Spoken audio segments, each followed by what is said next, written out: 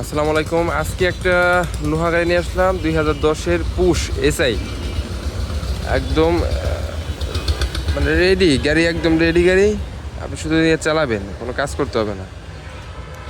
এটা একদম রেডি এবং শাটার দরজা দুইটাই ফুল পাওয়ার, পুশে স্টার্ট। এটা এলপিজি করা আছে।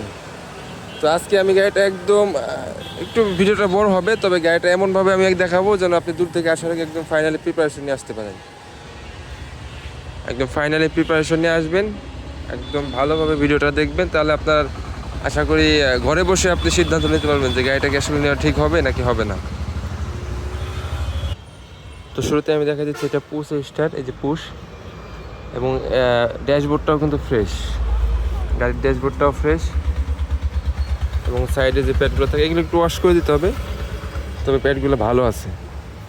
এবং গাড়ির যে চিপাগুলো থাকে যে অরিজিনাল রিপিট, সেই অরিজিনাল রিপিটগুলো এখনও পরিষ্কারভাবে দেখা যাচ্ছে। এই যে এবং অ্যাক্সিডেন্ট হিস্ট্রি আছে কিনা আপনি এই চিপাগুলো দেখলেই বুঝতে পারবেন।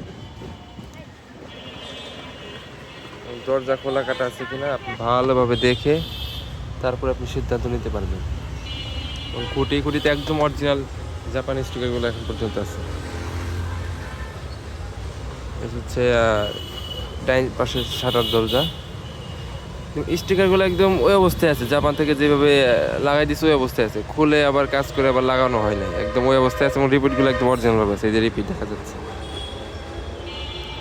আসলে আজকে ভিডিওটা আমি এমনভাবে দেওয়ার চেষ্টা করতেছি যেন আপনি দূর থেকে আসার আগে একদম ফাইনালি ঘরে বসে প্রিপারেশন নিয়ে সিদ্ধান্ত নিয়ে একদম আসতে পারেন। এটা পাল কালারের গাড়ি, গাড়িটা কোনো রং ডেন্টের কাজ নাই, হেডলাইট ব্যাকলাইট সব অরিজিনাল আছে। ব্যাকগ্লাস যে চিপাগুলো আছে এগুলো দেখলে বুঝতে পারবেন যে গাড়িটা আসলে কতটা ফ্রেশ এবং কোনো অ্যাক্সিডেন্ট হিস্টোরি আছে কিনা। এই পাশেরটাও দেখাই দিচ্ছি, রিপিটগুলো একদম ওই অবস্থায় আছে। এই যে এলপিজি করা, ব্যাকডালাটাও দেখাই দিচ্ছি। এই ব্যাকডালা আপনি দেখতে পারবেন যে আসলে ব্যাকডালা খোলা কাটা আছে কিনা। এবং বাম পাশের শাটার দরজা এই যে একদম সুন্দরভাবে আস্তে ধীরে দেখে তারপরে আপনি আসতে পারবেন। এবং দেখাই দিচ্ছি যে এটা ফুল অটো। এই যে টান দিলাম, এই যে ফুল অটো লাগতেছে,